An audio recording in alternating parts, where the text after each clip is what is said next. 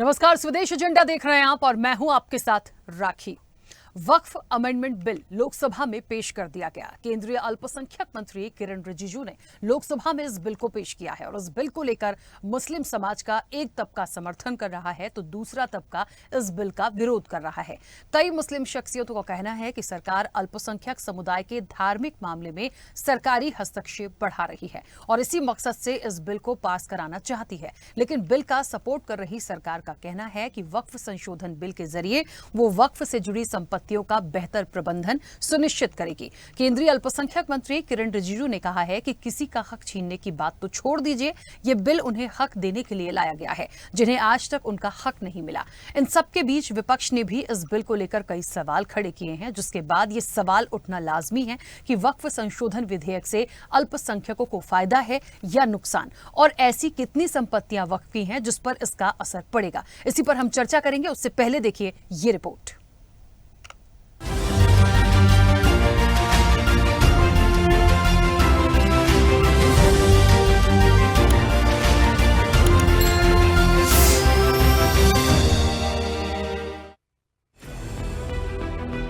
देश में आज वक्फ संशोधन विधेयक की चर्चा जोरों पर है। किसी का विरोध है तो किसी का समर्थन। वक्फ बोर्ड एक धार्मिक संगठन या बोर्ड है जो इस्लामिक सिद्धांतों पर चलता है। इसमें इस्लाम को मानने वाले लोग कई तरह के दान देते हैं, जिसमें सबसे ज्यादा भूमि दान शामिल है। धार्मिक उद्देश्यों से दिया गया ये दान वक्फ की संपत्ति होती है जो पिछले कई सालों से लगातार चला रहा है। यानी भारत सरकार के बाद वक्फ बोर्ड ही ऐसी एक संस्था है जिसके पास सबसे ज्यादा जमीनें हैं। मुगल काल से ही भारत में ये परंपरा चली आ रही है।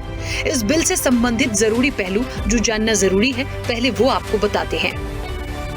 कोई भी संपत्ति जिसे वैध रूप से वक्फ घोषित किया गया है रद्द नहीं की जाएगी। ये बिल केवल बेहतर प्रबंधन और पारदर्शिता के लिए नियमों को स्पष्ट करता है। वक्फ संपत्तियों का सर्वेक्षण नहीं होगा। बोर्ड में गैर मुस्लिम शामिल होंगे, लेकिन वे बहुमत में नहीं रहेंगे। मुसलमानों की कोई व्यक्तिगत भूमि अधिग्रहित नहीं की जाएगी। ये विधेयक केवल उन संपत्तियों पर लागू होगा जिन्हें वक्फ घोषित किया गया है। ये विधेयक वक्फ संपत्तियों के धार्मिक या ऐतिहासिक स्वरूप में हस्तक्षेप नहीं करता है। इसका उद्देश्य प्रशासनिक पारदर्शिता बढ़ाना और धोखाधड़ी वाले दावों पर अंकुश लगाना है। किसी भी धार्मिक स्थलों की प्रकृति में बदलाव करना नहीं है।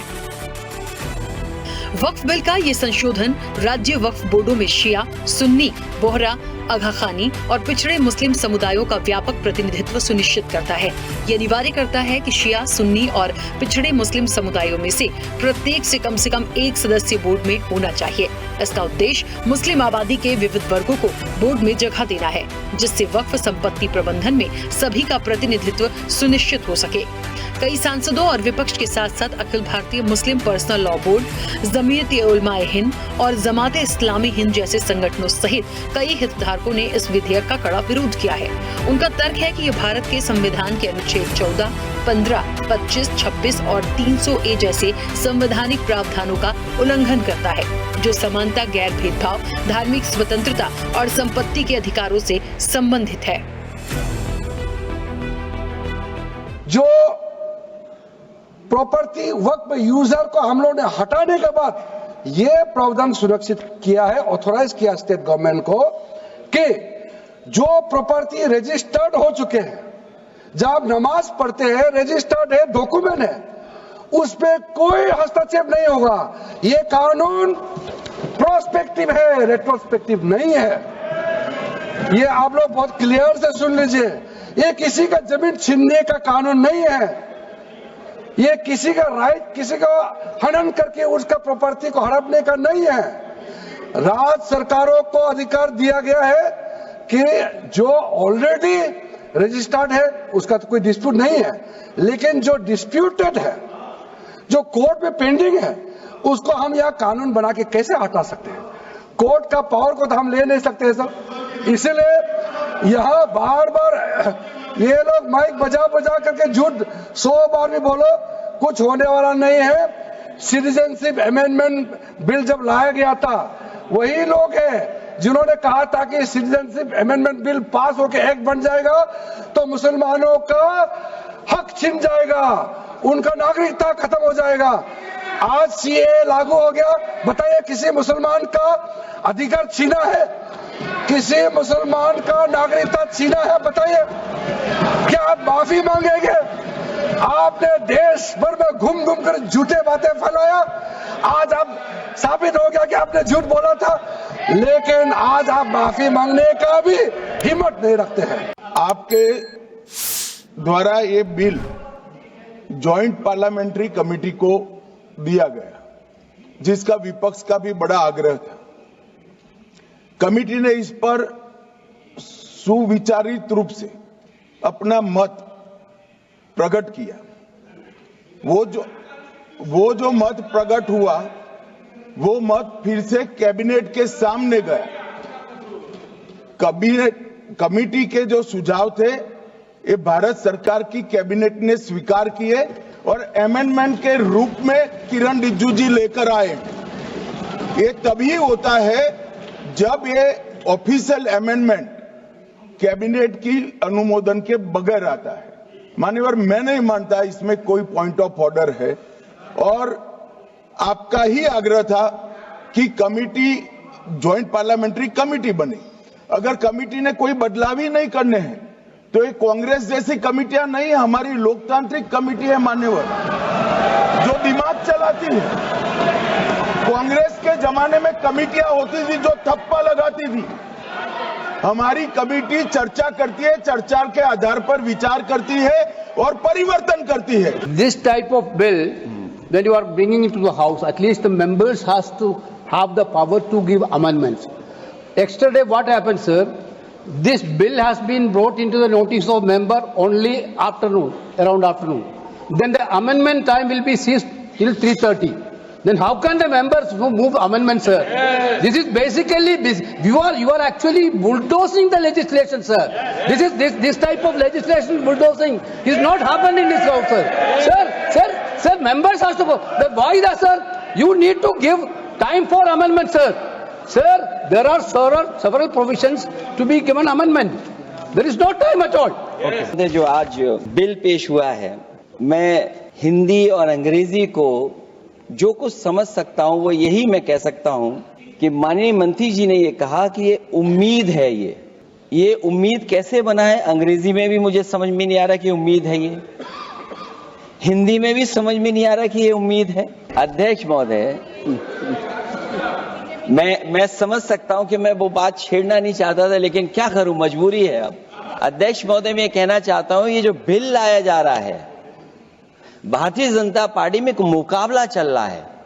भारतीय जनता पार्टी के अंदर मुकाबला चल रहा है कि खराब हिंदू कौन बड़ा है। और ये बात अध्यक्ष महोदय मैं ऐसे ही नहीं कह रहा हूं। इस बार जो वक्फ बिल आया है, नाकामी का पर्दा इस बार है वक्फ बिल। और नाकामी कोई एक आध नहीं है, मैं कई नाकामियां बता सकता हूं। अभी मैं माननीय सदस्यों को सुन रहा था, वो पुराने कई बिल उनके बारे में चर्चा कर रहे थे कि कितने प्रोग्रेसिव बिल लेकर के आए हैं। मुझे याद है, मैं उत्तर प्रदेश में उस समय था और मुझे लगा कि शायद इनकी वो बात ठीक होगी। एक ये बहुत तैयारी के साथ फैसला लेकर के आए थे और फैसला ये लिया था, आधी रात के आज के बाद नोट नहीं चलेंगे, नोट बंद हो जाएंगे। उस नोटबंदी नाकामी के बारे में भी तो चर्चा हो जाए कि अभी भी न जाने कितनी जगह पर कितना रुपया निकला जा रहा है, कितना निकल करके आ रहा है।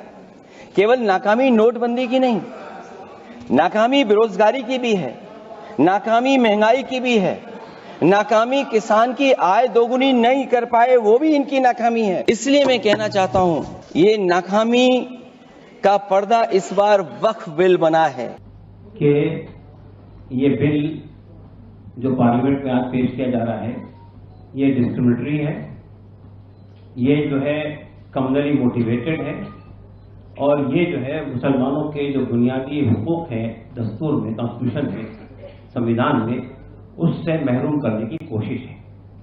ये बिल बीजेपी के कम्युनल एजेंडे के मुताबिक है और इस पर जेपीसी के जो हवाले किया गया था, जो एतराज़ात, जो आपत्तियां पार्लियामेंट में बिल पेश करके जताई गई थी, उसको एड्रेस करने के लिए इसे जेपीसी के हवाले किया गया था। जेपीसी ने 5-6 महीने तक इस पर बात की।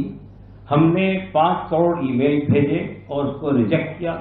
हमने दिल्ली में, पटना में और विजयवाड़ा में बहुत बड़े बड़े धरने किए। हमने चंद्रबाबू नायडू से मुलाकात की, हमने नीतीश कुमार जी से मुलाकात की, हमने जेपीसी के तमाम लोगों से मुलाकात की। आरएसएस आतंकी संगठन है, बताया क्या है? मैं अलग ऐलान कह रहा हूं, आरएसएस पर पाबंदी लगाई जानी चाहिए, विश्व हिंदू परिषद पे पाबंदी लगाई जानी चाहिए, बजरंग दल पर पाबंदी लगाई जानी चाहिए। अगर हुकूमत को मुल्क में अमन व अमान बरकरार रखना है और मुल्क में तरक्की और खुशहाली का काम करना है तो इन तमाम ऐसे आतंकवादी संगठनों पर पाबंदी आयद होनी चाहिए। आप खुली दुश्मनी कर रहे हो, इसका मतलब यह है कि अब हमें अपने वजूद को, हमें औकाफ को नहीं बचाना है, हमें अपनी मस्जिदों को बचाना है, हमें अपनी दरगाहों को बचाना है। जायदाद का मसला नहीं है, जमीनों का मसला नहीं है, हमारे वजूद का मसला है। एक बड़ा सवाल ये भी है कि आखिर वक्फ के पास कुल कितनी प्रॉपर्टी है और पूरे देश में किस पायदान पर आता है ये बोर्ड। वक्फ के पास जितनी भी जमीनें हैं उन्हें धार्मिक मकसद से दिया गया है। कब्रिस्तान के लिए जमीन, मदरसों, दरगाहों और मस्जिदों के लिए जमीनें दी जाती रही हैं। वक्फ बोर्ड की कुल संपत्ति को लेकर अलग अलग तरह के आंकड़े सामने आते रहे हैं। वक्फ के पास कुल 9 लाख एकड़ से भी ज्यादा जमीन है, जिसकी कीमत 1 लाख करोड़ रुपए से भी ज्यादा बताई जाती है। Waqf asset management system of India की तरफ से जारी आंकड़ों के मुताबिक बोर्ड के पास कुल 8.72 लाख अचल संपत्तियां हैं। हालांकि ये आंकड़े साल 2022 में जारी किए गए थे। केंद्र सरकार के बाद वक्फ बोर्ड की देश में ऐसी दूसरी संस्था है जिसके पास सबसे ज्यादा जमीनें प्रॉपर्टी के तौर पर हैं। इसके बाद कैथोलिक चर्च के पास सबसे ज्यादा जमीनें हैं, जिनमें ज्यादातर जमीनें धार्मिक कार्यक्रम के लिए ही दान या खरीदी गई थी। हैदराबाद में वक्फ की 77,000 संपत्तियां हैं। तेलंगाना देश का सबसे अमीर वक्फ बोर्ड है। सबसे ज्यादा वक्फ संपत्तियां उत्तर प्रदेश में हैं। इसके अलावा आंध्र प्रदेश, कर्नाटक और पश्चिम बंगाल में वक्फ की सबसे ज्यादा संपत्तियां हैं। दिल्ली की जामा मस्जिद और आसपास की भूमि करीब 3,000 करोड़ रुपए से ज्यादा की संपत्ति है, जिसमें निजामुद्दीन दरगाह क्षेत्र की होटल्स और दुकानें शामिल हैं। राजस्थान की अजमेर शरीफ दरगाह जहां सालाना चढ़ावा 100 करोड़ से ऊपर है। महाराष्ट्र की हाजी अली दरगाह समुद्र तट के पास प्रीमियम जमीन है। केरल एक ऐसा राज्य है जहां वक्फ संपत्तियों का प्रबंधन सबसे अधिक पारदर्शी माना जाता है। 75% वक्फ संपत्तियों का वास्तविक मूल्य सरकारी रिकॉर्ड से कहीं अधिक है। बहरहाल सरकार की तरफ से वक्फ अधिनियम 1995 में बदलाव करने के लिए संशोधन विधेयक लाया जा रहा है। सरकार का कहना है कि इसका मकसद वक्फ संपत्तियों का दुरुपयोग रोकना है, साथ ही इससे पारदर्शिता भी आएगी। इस संशोधन बिल में गैर मुस्लिम और महिला सदस्यों को शामिल करना, कलेक्टर को संपत्ति सर्वे का अधिकार और वक्फ के फैसले को हाईकोर्ट में चुनौती का प्रावधान रखा गया है। मुस्लिम समुदाय का कहना है कि ये उनकी धार्मिक स्वतंत्रता पर एक बड़ा हमला है। इससे वक्फ संपत्तियों पर बोर्ड का अधिकार कम हो जाएगा। आरोप लग रहा है कि सरकार इस बिल के एवज में वक्फ में अपना हस्तक्षेप बढ़ाना चाहती है। ऐसे में वक्फ संशोधन विधेयक को लेकर राजनीतिक बहस जारी है। इसको लेकर विरोध और समर्थन दोनों सामने आ रहे हैं। ऐसे में क्या होगा आगामी परिणाम, ये देखने वाली बात होगी। चैनल हेड आरपी श्रीवास्तव के साथ एग्जीक्यूटिव एडिटर राखी वर्मा की रिपोर्ट।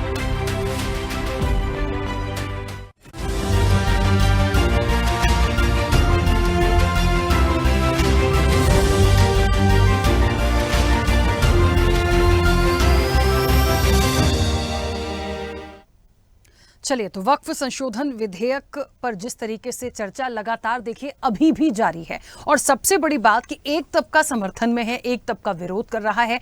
विपक्ष की तरफ से भी जो बातें उठाई गई हैं, कोई नाकामी की बात करता है तो कोई कहता है ये ठीक नहीं है। एक पॉइंट कांग्रेस की तरफ से आया है कि आपने चर्चा करने के लिए समय ही कहां दिया, आप अचानक से एकदम से कोई भी चीजें कैसे लेकर आ सकते हैं। जेपीसी की जो बात हो रही है, जो कमेटी की बात की गई है कि सारे पॉइंट आउट आए हैं, उसके बाद इसको इंप्लीमेंट कराने के लिए ये चर्चा रखी गई, अमित शाह ने कहा, लेकिन बाकी लोग इसका विरोध कर रहे हैं।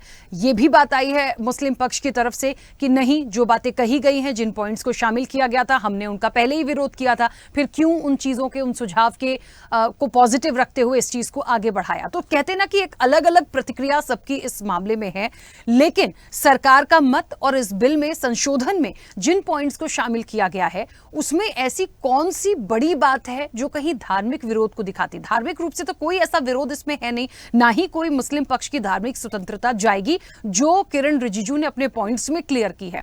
फिर भी यदि विरोध है तो क्यों? सीधे चर्चा पर चलते हैं। हमारे साथ मेहमान जुड़े हैं, सबसे पहले आपका परिचय करा दें। भारतीय जनता पार्टी का पक्ष रखेंगे राम कुमार वर्मा, जो कि पूर्व सांसद भी हैं। राम कुमार जी, बहुत स्वागत चर्चा में जुड़ने के लिए। कांग्रेस का पक्ष रखेंगे मोहम्मद वसीम। मोहम्मद वसीम जी, आपका भी बहुत स्वागत है। AIMIM का पक्ष रखेंगे इमरान बंटी। इमरान जी, आपका भी बहुत स्वागत है। हिंदू धर्मगुरु हैं महामंडलेश्वर बाबा महादेव। बाबा महादेव जी, आपका भी बहुत स्वागत है। मुस्लिम स्कॉलर हैं सूफी मोहम्मद कौसर हसन मजीदी। कौसर हसन जी, आपका भी बहुत स्वागत है। और अब से कुछ देर में हमारे साथ तनुज दीक्षित जी भी जुड़ेंगे, जो अधिवक्ता भी हैं, वो भी अपना पक्ष रखेंगे। और स्वदेश न्यूज के channel head RP Srivastava ji हमारे साथ जुड़े हैं। RP श्रीवास्तव जी, आपका भी बहुत स्वागत है। चर्चा की शुरुआत सबसे पहले मोहम्मद कौसर हसन मजीदी जी आपसे करूंगी। मुझे सुन पा रहे हैं? जी, सुन रहा हूं। हाँ, सबसे पहले आपकी प्रतिक्रिया। वक्फ संशोधन विधेयक एक संशोधन विधेयक है, बहुत सारे पॉइंट्स को शामिल किया गया, चर्चा लगातार जारी है। देखिए, एक तबका पक्ष में है, मतलब समर्थन करता है, एक विरोध करता है। आप इस फैसले को किस तरीके से लेते हैं? बहुत बहुत धन्यवाद राखी जी। बहुत सारी बातें तो आपने अपने शो के प्रेजेंटेशन में ही क्लियर कर दी, जिसकी वजह से बड़ा देश में विरोधाभास चल रहा था। और उसके बाद जो जिस चीज की बात की जा रही है, देखिए जैसा कि एक बताया है और अभी आपने कहा, ये वक्फ संशोधन अधिनियम है, यानी इसमें वक्फ के पुराने अधिनियम को बरकरार रखते हुए इसमें कुछ संशोधन की बात की जा रही है, ना कि वक्फ के अधिनियम को खत्म किया जा रहा है और ना वक्फ बोर्डों को खत्म किया जा रहा है। और जो बातें इसमें सामने आई हैं उसमें कोई भी ऐसा मुद्दा नहीं है जिस पर विवाद किया जा सके, बल्कि इसके में तो मतलब हमें तो उम्मीद थी कि बहुत ज्यादा सुधार होगा, इसमें सूफी समाज को भी शामिल किया जाएगा और बाकी चीजें होंगी कि वह बोर्ड के लोग किस तरीके से रिश्वतों के जरिए या दूसरे तरीकों से जो संपत्तियों को हड़प लेते हैं, संपत्तियों का स्वरूप बदल देते हैं, सूफी संपत्तियों का स्वरूप बदल करके उसमें वहाबी विचारधारा के कार्य होने लगे, इसमें बहुत बड़ा सुधार किया जाएगा। लेकिन इसमें कोई भी ऐसी बात नहीं है कि जो पुराने विधेयक से हट करके हो। इसमें बस कुछ चीजें नई शामिल की गई हैं, जिसमें कि मतलब नॉन मुस्लिम जो है वो शामिल किए जाएंगे, लेकिन वो बहुमत में नहीं होंगे। इसके अलावा इसमें जो बातें लाई गई हैं कि महिलाओं को शामिल किया जाएगा, तो ऑलरेडी कोई महिला अगर सांसद या विधायक होती थी तो वो वक्फ बोर्ड की पहले भी मेंबर हुआ करती थी, तो इसमें भी कोई नई बात नहीं है। लेकिन मुझे ये नहीं समझ में आता कि जब इसमें कुछ भी नया नहीं है और कोई भी ऐसी बात नहीं है जिसपे विरोध किया जा रहा है। हाँ, अलबत्ता कुछ लोगों ने ये कहा कि वो DM और कलेक्टर के माध्यम से और ये मुसलमानों के धार्मिक अधिकारों में हस्तक्षेप है। तो मैं सिर्फ ये पूछना चाहता हूँ कि इसमें कहाँ लिखा हुआ है कि वो मुसलमानों की मस्जिदों में नमाज पढ़ने का काम कोई गैर मुस्लिम करेगा, या मुसलमानों के निकाह पढ़ाने का काम कोई गैर मुस्लिम करेगा, या मुसलमानों के जनाजे पढ़ाने का काम कोई गैर मुस्लिम करेगा। अरे ये तो वो देश है जिस देश में पंडित जस्टिस आनंद नारायण मुल्ला का लिखा हुआ मुस्लिम लॉ पढ़ाया जाता है और स्वीकार्य है, जिस पे सारे अधिवक्ता प्रैक्टिस करते हैं, न्यायालय निर्णय सुनाती है। उस देश में अगर किसी वक्फ बोर्ड में और मतलब जो है वो नॉन मुस्लिम अगर शामिल किए जाए उसकी संरचना में, तो उस पर इतनी हाय तौबा क्यों मचाई जा रही है? दरअसल ये हाय तौबा सिर्फ और सिर्फ जो है वो एक सियासी माइलेज हासिल करने के लिए की जा रही है।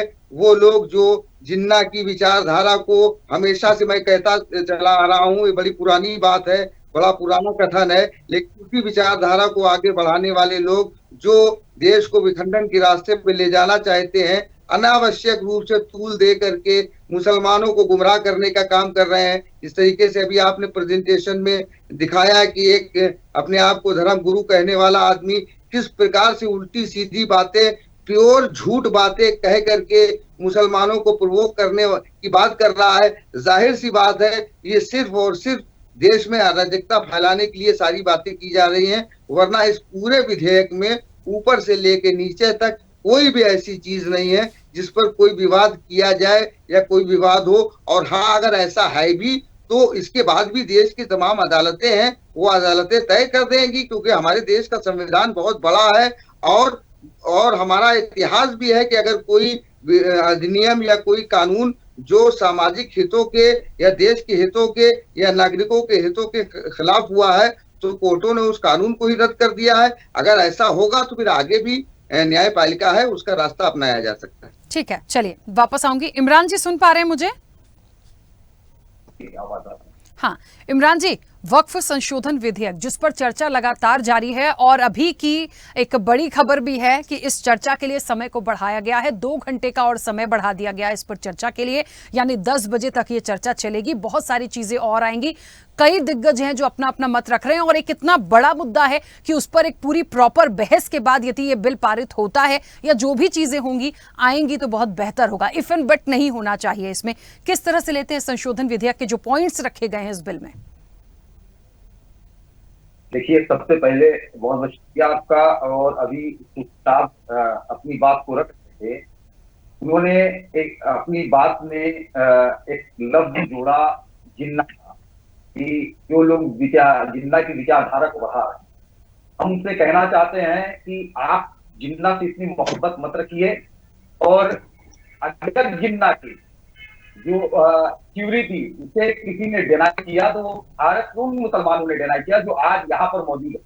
तो बराए मेहरबानी इस तरीके की बातें करके आप को कुछ मिलने वाला नहीं है। असल में हमारे भारत में कुछ मुसलमानों का ये हालात बन चुकी है कि वो चाहते हैं कि हम कुछ इस तरीके की बात करें और सत्ता पक्ष के नजर में आ जाए और कुछ उनका कुछ टुकड़ा वो हमें मिल जाए और हमारी जिंदगी खुशहाल हो जाए।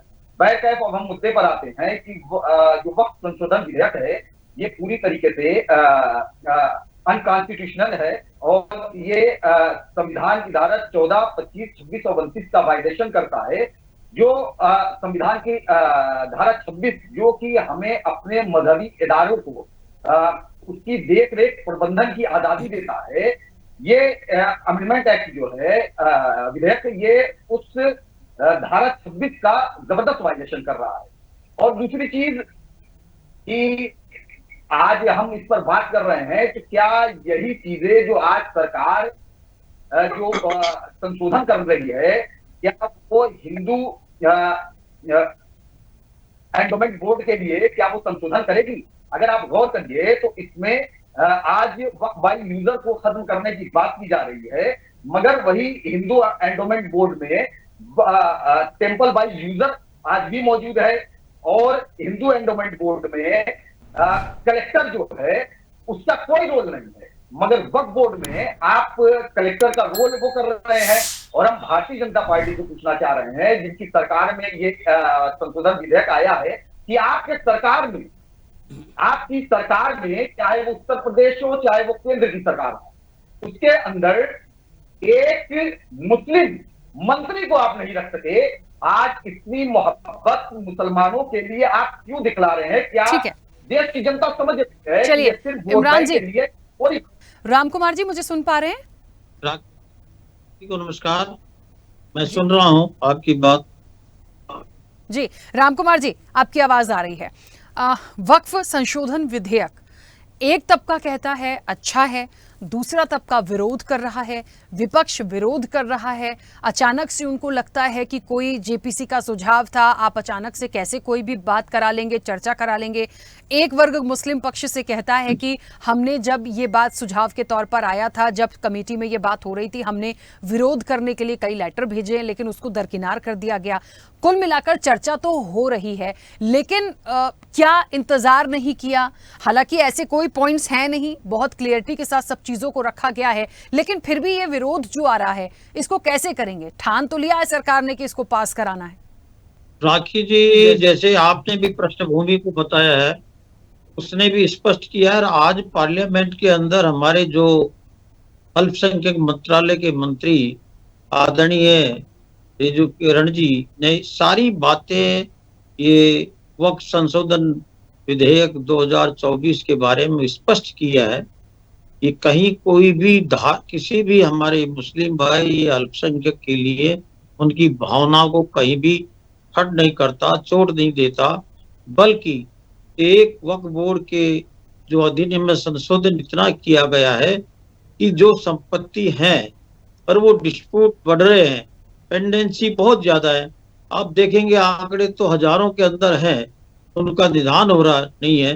तो एक पारदर्शिता है, सुनिश्चित हो वक्फ बोर्ड की प्रॉपर्टी, क्योंकि जिसका मकसद है जब कोई दान देता है तो खुदा के नाम पर देता है कि उससे उस मुस्लिम समाज का अल्पसंख्यक वर्ग का कल्याण होगा, उसमें कल्याणकारी कार्य होंगे और वो वक्फ की संपत्ति वक्फ करता है तो बोर्ड की संपत्ति भी होगी। ही कोई हस्तक्षेप नहीं किया गया, सिर्फ इतना सा हस्तक्षेप नहीं किया बल्कि उसको एक पारदर्शी और उसके अंदर पेंडेंसी नहीं रहे, और जो संपत्ति रजिस्टर्ड वक्त में होती है वो डिक्लेयर हुई है, उसमें कहीं कोई किसी को आपत्ति नहीं है। लेकिन जो विवाद में चल रही है उन विवादों के निपटान भी जल्दी हो और कम से कम अतिक्रमण उन पर नहीं हो, और उसके अंदर वक्त पे कोई भी सदस्य या उसके जो हमें मुताबिक कहें वो लोग उस पर कहीं भी इस तरह के केसेज आए, शिकायतें आई हैं तो उनका नहीं हो। उसके लिए रखा गया कि ट्रिब्यूनल के डिसीजन को हाई कोर्ट में चैलेंज किया जा सकता है।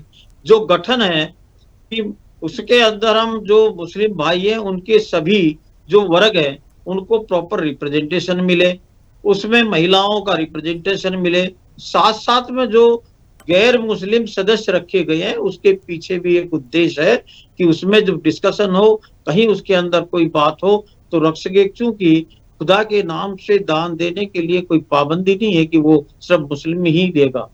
तो ये चीजें हैं स्पष्टता के साथ में।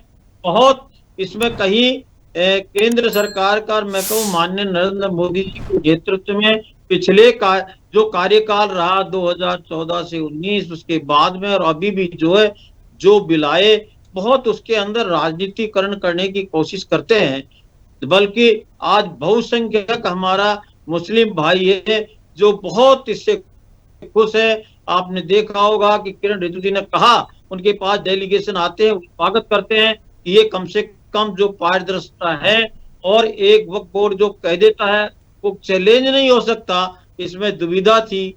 जो व्यक्ति वक्त में अंदर अपनी दान करता है उस प्रॉपर्टी का मिसयूज नहीं हो, उसमें पारदर्शिता हो, अतिक्रमण नहीं हो, और इस तरह की जो प्रॉपर्टी आपने देखी कोई कम प्रॉपर्टी नहीं है, उस पर कहीं सरकार का कोई इंटेंशन खराब नहीं है कि उस पर कोई आधिपत्य करे। इंटेंशन ये है कि जो डिस्प्यूट वाले मामले हैं वो पेंडेंसी चल रही है, वो उनका निस्तारण हो और वास्तव में जो दान देने वाला व्यक्ति है वो सिद्ध करता है कि ये मैं दे रहा हूं, इसमें कोई डिस्प्यूटेड वो नहीं है, जिसके कारण से उसके बाद में रजिस्टर्ड होने के बाद में जो पहले प्रॉपर्टी है या बाद में आएगी, कहीं भी केंद्र सरकार का, केंद्र नेतृत्व का या मंत्री जी ने एक एक चीज को स्पष्ट किया है।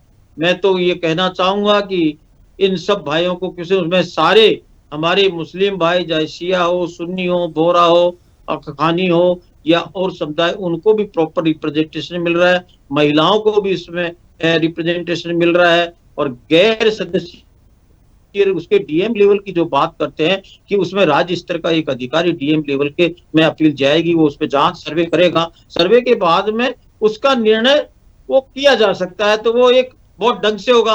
अब ये कहते हैं कि सब डीएम तो इनका होगा, अरे भाई उसमें डीएम के अंदर कोई कास्ट नहीं है, धर्म नहीं है, वो मुस्लिम धर्म का भी हो सकता है, वो हिंदू धर्म का भी हो सकता है, ईसाई भी हो सकता है। तो मैं समझता हूं कि हमारे द्वारा, पार्टी के द्वारा या केंद्र सरकार का बिल्कुल स्पष्टता के साथ में कहीं किसी भी मुस्लिम भाई को या उनकी वक्फ बोर्ड की प्रॉपर्टी पर कहीं भी किसी तरह की आंच नहीं आनी है। ठीक है रामकुमार जी, एक सेकंड सर मैं बीच में रोकूंगी। रामकुमार जी सर एक सेकंड मैं बीच में रोक रही हूँ, वापस आऊंगी। हमारे साथ तनुज जी जुड़ गए हैं, और तनुज जी क्योंकि संविधान मामलों के जानकार भी हैं और एक सीनियर एडवोकेट भी हैं, मुझे ऐसा लगता है क्योंकि संविधान का उल्लंघन है, अनुच्छेद ऐसे हैं संविधान में जिनका उल्लंघन है, यदि वक्फ संशोधन विधेयक ला गया, बहुत बेहतर बता पाएंगे। तनुज जी मुझे सुन पा रहे हैं?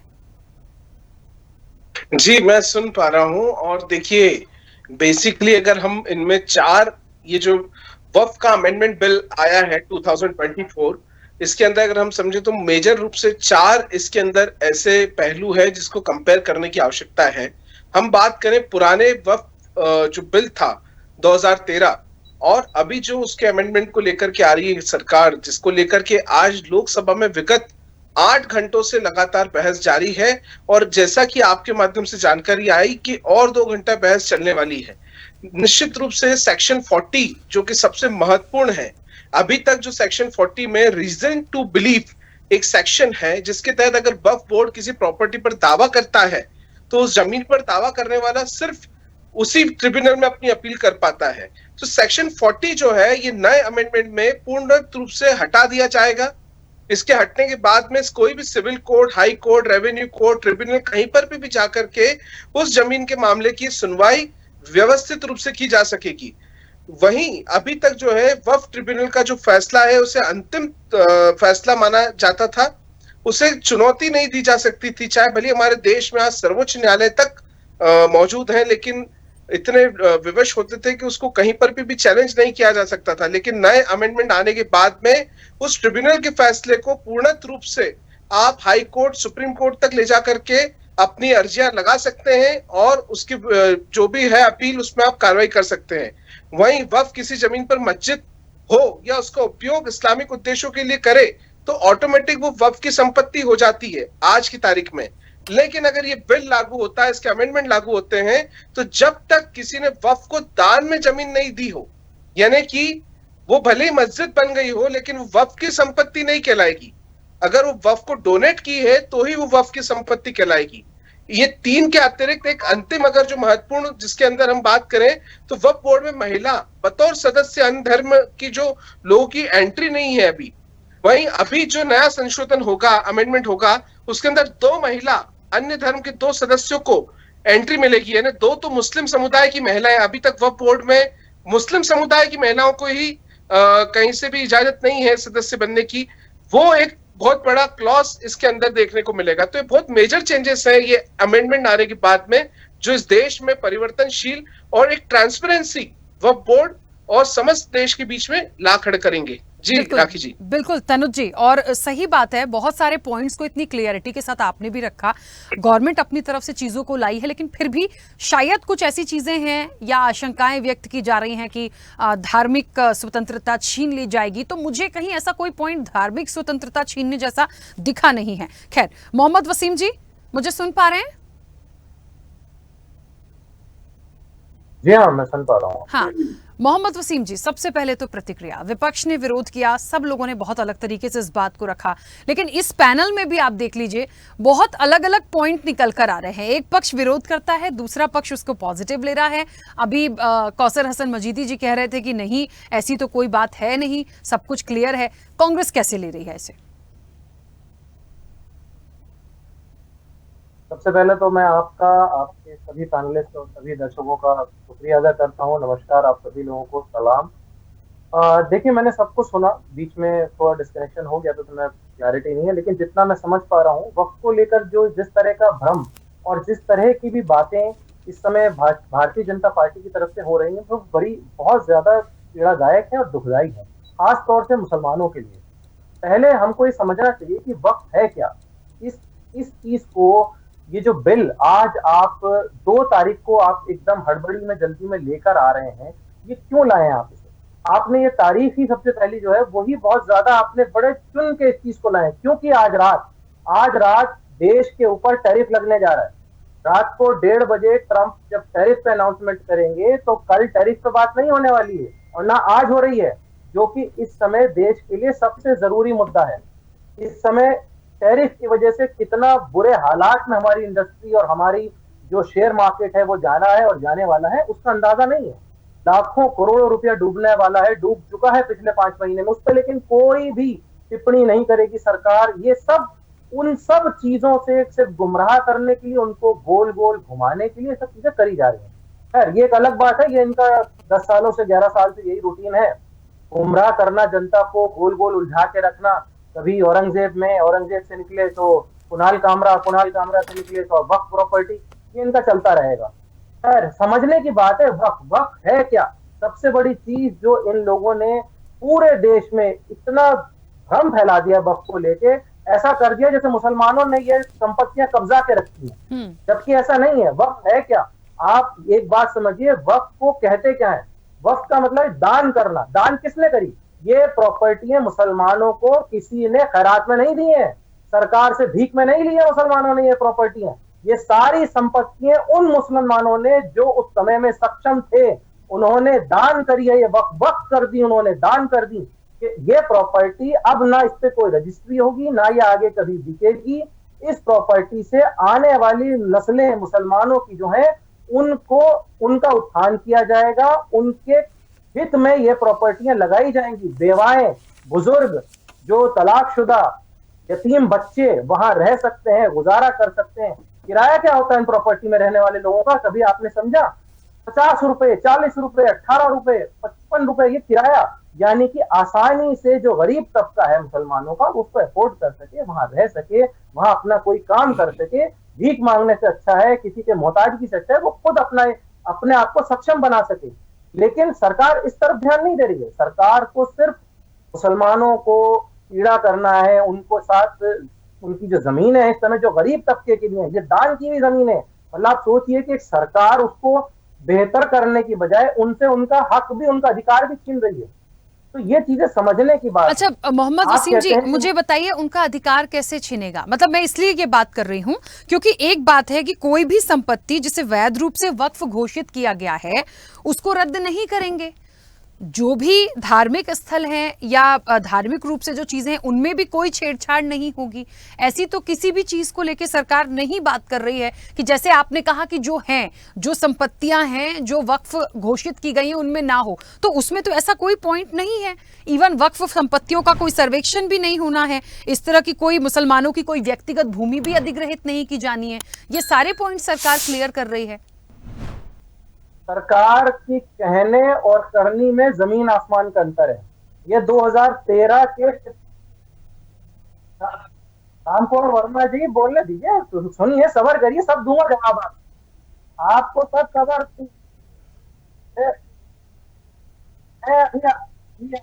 आपको मैं एक बार एक एक करके सब दे रहा हूँ। रुकिए, सुनिए, सुनने की थोड़ी रखिए।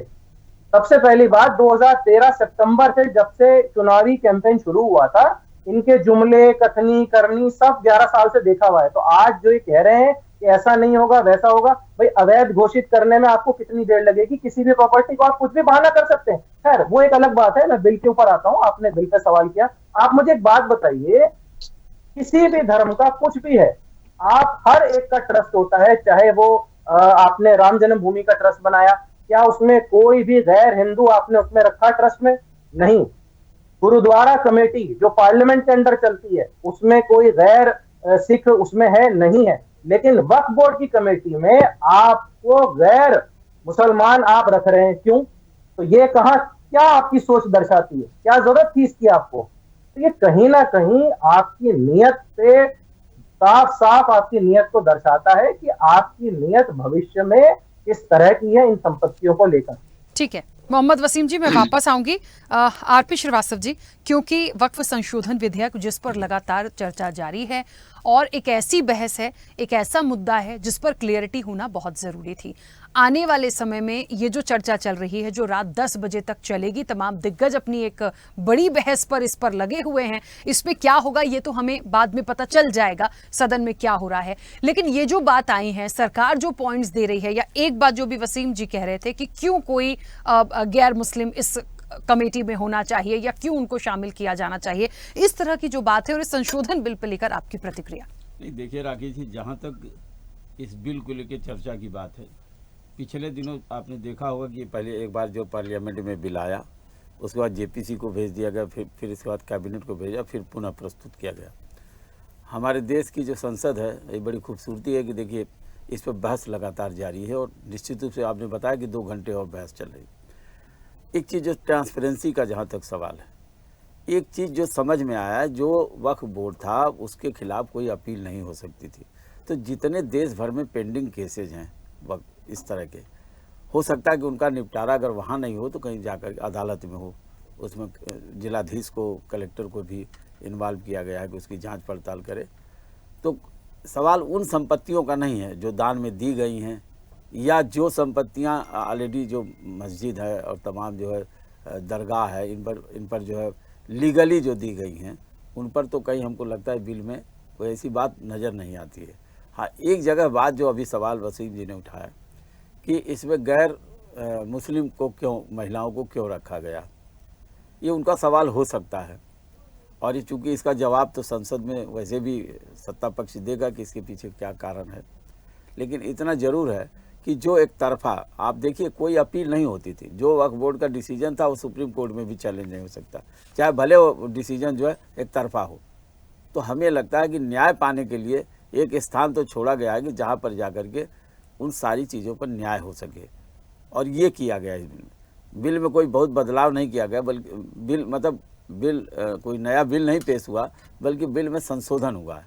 इन संशोधनों के जरिए अगर इस तरह की परिस्थिति आती है जहाँ पर सरकार अपना पक्ष रख रही है इसमें ट्रांसपेरेंसी लाने के लिए, तो एक जगह तो ट्रांसपेरेंसी दिखती है हमें, जहाँ पर कि एक तरफा कोई डिसीजन न हो और अन्य समाज के भी लोगों को लिया है।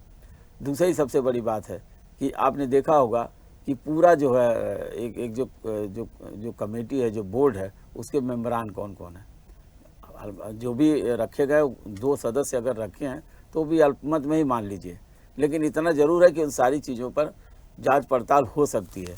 तो ऐसे डिस्प्यूट को ख़त्म करने के लिए ये सारी चीज़ें हैं। पूरे हिंदुस्तान में आप देखेंगे कितने मामले ऐसे हैं जिन पर आज भी डिस्प्यूट वक्फ बोर्ड की संपत्ति को है, आपने गिनवाया भी। भाई आप ये देखिए, कोई ऐसा नहीं होता कि वक्फ बोर्ड अगर ये दावा कर दे कि संपत्ति हमारी है तो उसको कैसे जस्टिफाई करेंगे, अगर वो दान में मिली है तो, या लीगली आई तो। अन्यथा ऐसी बहुत सारी संपत्ति है जिसको देश भर में आप देखेंगे तो वहाँ पर इस तरह के जो है डिस्प्यूट मिलेंगे आपको। तो अब जो विधेयक है, जहाँ तक आप देखिए बिल पास होने का सवाल है, बिल तो पास हो ही जाएगा संख्या बल के आधार पर। आपने देखा होगा कि जेडीयू ने भी और इसके बाद टीडीपी ने, सबने समर्थन किया, जो एनडीए के घटक दल हैं। हाँ। तो जब वोटिंग होगी तो ये निश्चित रूप से बिल पास हो जाएगा। और दूसरा अमित शाह जी का ये कहना कि बाकायदे जो है इस पर जब जेपीसी में चर्चा हुई, सुझाव आए, उसके बाद उसको संसद में दोबारा लाया गया। तो दोबारा लाने का मतलब है कि संसद के दोनों सदनों से बिल पास होने की संभावना पूरी है। अब इस पर चाहे विपक्ष जो भी बात कर रहा होगा, हो सकता है कि विपक्ष के कुछ ऐसे सुझाव हों, हो सकता है बिल में संशोधन में ऐड किए जा सकते हैं। अभी तो बहस चल रही है, अब इसका रिजल्ट क्या आएगा ये तो समय बताएगा। बिल्कुल ठीक बात है। बाबा महादेव जी, मुझे सुन पा रहे हैं? बाबा महादेव जी। जी सर, वक्फ संशोधन विधेयक पर आपकी प्रतिक्रिया? बहुत बहस चल रही है, सबका अपना मत है, एक विरोध करते हैं, एक समर्थन करते हैं, विपक्ष तो विरोध ही करेगा। और लेकिन जो कुछ भी अभी सिनेरियो निकल कर आता है, जो एक भ्रम की तरह भी कहा जा रहा है, विपक्ष, सत्ता पक्ष का ये कहना है कि जो कांग्रेस है या विपक्ष है, जो दूसरे विपक्षी दल हैं, भ्रम फैलाने की कोशिश कर रहे हैं। आपकी क्या प्रतिक्रिया?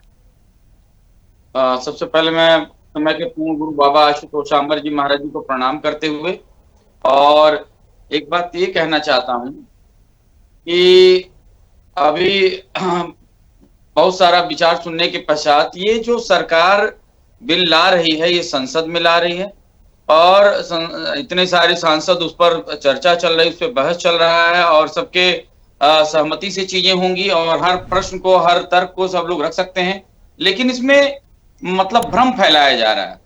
भाई एक बात बताइए, इस देश का सबसे सर्वोच्च न्यायालय है सुप्रीम कोर्ट, और हम कोई देश के अंदर कोई मसला हो कोई समस्या हो और हम सुप्रीम कोर्ट जा ही ना सके तो ये न्याय है कि अन्याय है? महिलाओं को कोई सुविधा ना हो तो न्याय है कि अन्याय है? इवन की वक्फ के पास कितनी संपत्ति है, उसका पैसा कहां जा रहा है, वह कितना खर्च कर रहा है, कोई ब्यौरा नहीं है और वो पारदर्शिता नहीं है। तो पारदर्शिता अगर आ रही है तो दिक्कत क्या है? और अगर गैर मुस्लिम उसके वक्त के टीम में आ रहे हैं तो इससे तो भाईचारा बढ़ेगा, सौहार्द बढ़ेगा। और यही लोग पहले शोर मचाते थे भाईचारा का। अभी जो तिरुपति बालाजी मंदिर में गैर मुस्लिम और सब लोग हैं, केरल के अंदर कितने मंदिरों में हर धर्म के लोग हैं लेकिन जो वक्त में, लेकिन एक बात यहाँ पे और भी है, यह कोई जो वक्त में जो संपत्ति एक्वायर की है वो बहुत सारे विवादास्पद है। इवन की एंटेलिया को, इवन की संसद भवन को, जब 1947 में देश आजाद हुआ तो पाकिस्तान में जो हिंदुओं की संपत्ति थी वो मुसलमानों को दे दी गई और भारत के अंदर जो मुस्लिमों की संपत्ति थी वह एक षड्यंत्र के तहत वक्फ को दे दी गई, जबकि वह वहां से जो हिंदू आए उनका बनता है, और यही नियम था, यही न्याय था, लेकिन वो वक्फ को दे दी गई। और ऐसा कानून बनाया कि उसको सुप्रीम कोर्ट में आप ये भी नहीं कर सकते, आप अपना हक नहीं मांग सकते, और उसको वक्फ में ही करना पड़ेगा। तो उसमें बहुत सारी ऐसी प्रॉपर्टीज हैं जो उसमें डिस्प्यूटेड हैं,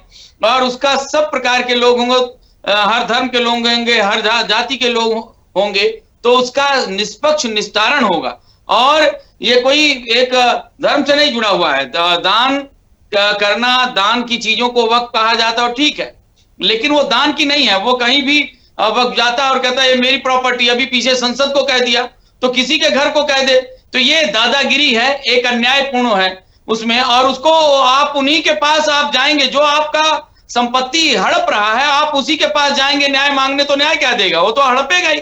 तो आज बहुत सारे लोग पीड़ित हैं, इवन की दक्षिण भारत में पूरे गांव साफ हो गए और अब लोग बहुत पीड़ित हैं, परेशान हैं।